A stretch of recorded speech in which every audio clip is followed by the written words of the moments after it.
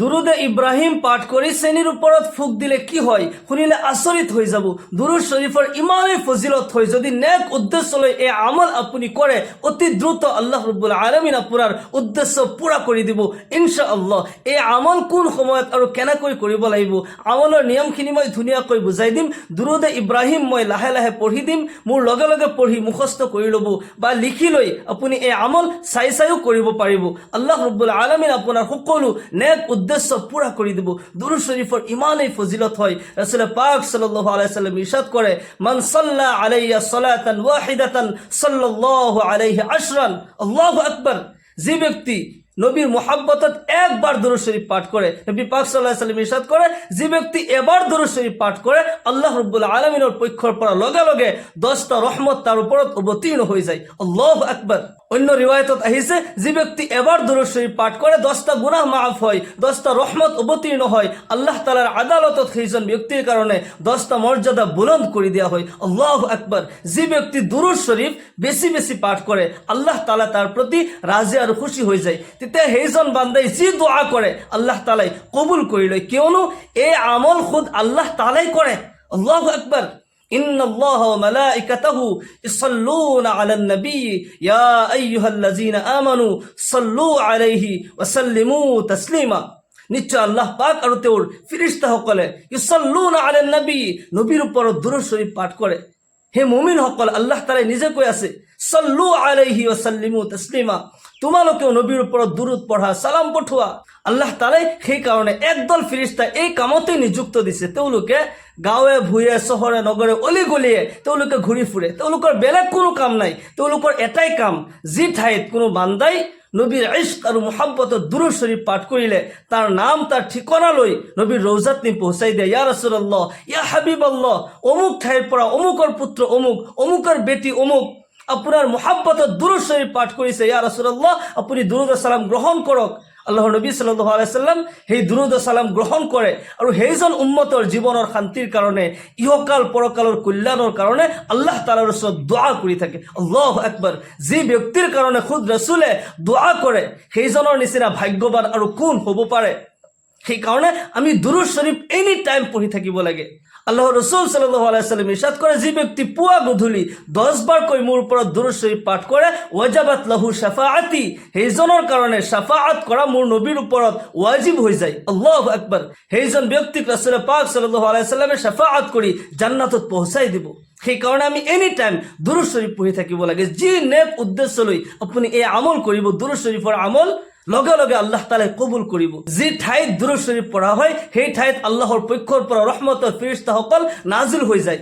যি ঠাইত নবীৰ তাজকিৰা কৰা হয়, আল্লাহ তাআলাৰ গুণাগুণ আৰু প্ৰশংসা কৰা হয়, সেই ঠাইত আল্লাহৰ ৰহমতৰ ফেৰেশতাসকল বৰষুণৰ দৰে অৱতীৰ্ণ হৈ থাকে।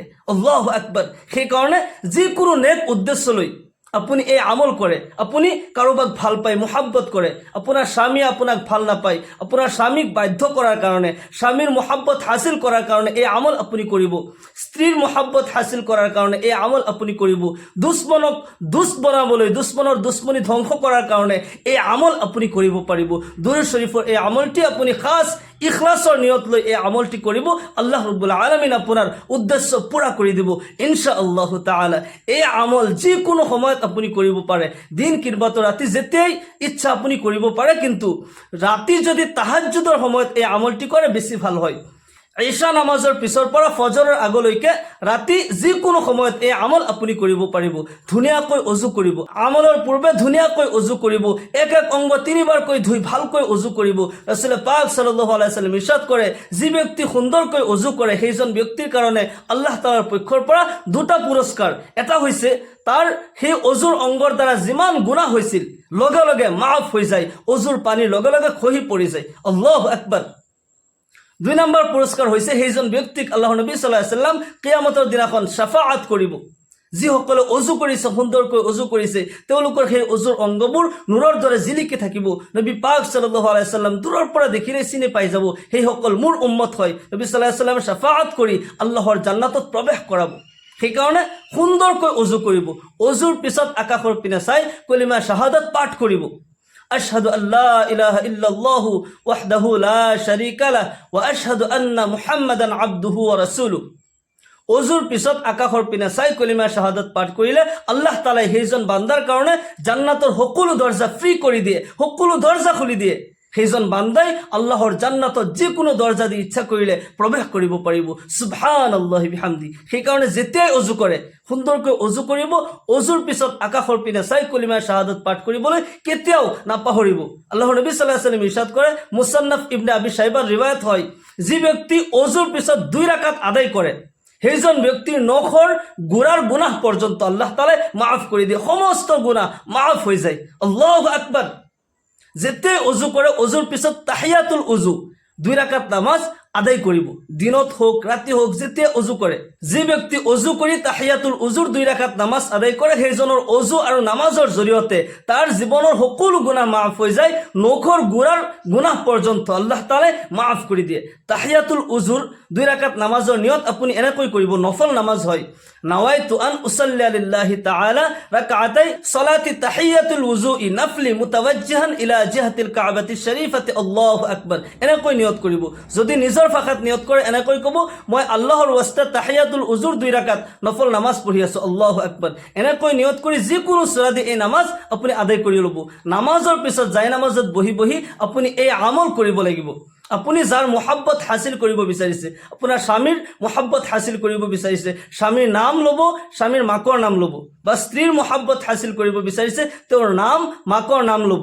উদ্দেশ্যটো মনত ৰাখিব, ৰাখি এই ঠাইত বহি বহি সৰ্বপ্ৰথম 7 বাৰ ইস্তিগফাৰ পঢ়িব। আস্তাগফিরুল্লাহ রব্বি মিন কুল্লি যামবি ওয়া আতুবু ইলাইহি, নতুবা আস্তাগফিরুল্লাহ ওয়া আতুবু ইলাইহি, আস্তাগফিরুল্লাহ ওয়া আতুবু ইলাইহি, আস্তাগফিরুল্লাহ ওয়া আতুবু ইলাইহি। ইস্তিগফার যেতিয়া পঢ়িব খাস তওবার নিয়ত লৈ ইস্তিগফার পঢ়িব।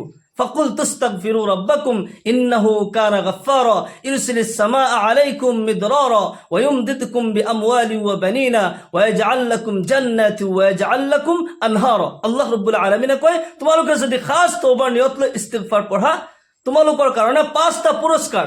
যি ব্যক্তি খাস তওবাৰ নিয়ত লৈ ইস্তিগফাৰ পাঠ কৰে আল্লাহৰ পক্ষৰ পৰা 5টা পুৰস্কাৰ দিয়া হয়। 1 নম্বৰত তাৰ জীৱনৰ সকলো গুনাহবোৰ মাফ হৈ যায়, আল্লাহু আকবাৰ।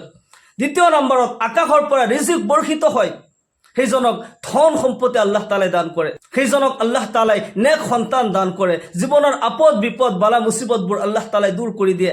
আখিৰাতত এনেকুৱা জান্নাত, স্পেচিয়েল জান্নাত আল্লাহ তাআলাই দান কৰিব যাৰ তলেদি নহৰ প্ৰবাহিত হৈ থাকে, আল্লাহু আকবাৰ। সেইকাৰণে খাস তওবাৰ নিয়ত লৈ ইস্তিগফাৰ পঢ়িব।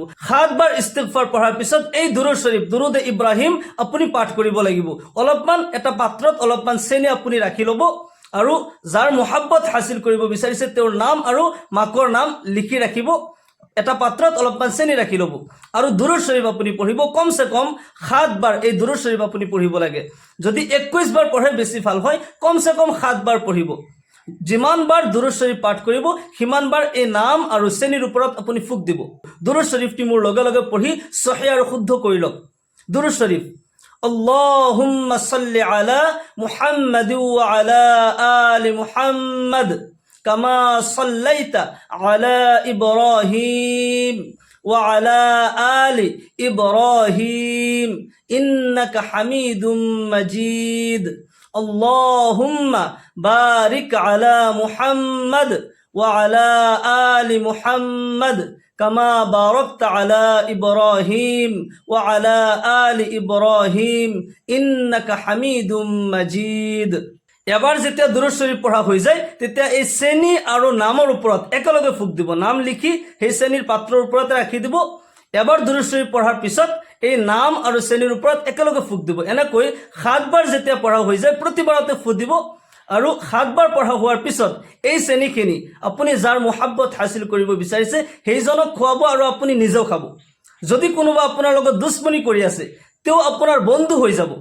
কোনোবা আপোনাক ভাল নাপায়, তাৰ মহব্বত আপুনি হাসিল কৰিব বিচাৰিছে, এই আমল যদি আপুনি কৰে নেক উদ্দেশ্য লৈ, অকল জায়েজ মহব্বতৰ কাৰণে এই আমল কৰিব। দুশ্মনক দুষ্ট বনাবলৈ এই আমল কৰিব, দুশ্মনক ধ্বংসৰ উদ্দেশ্য লৈ এই আমল নকৰিব।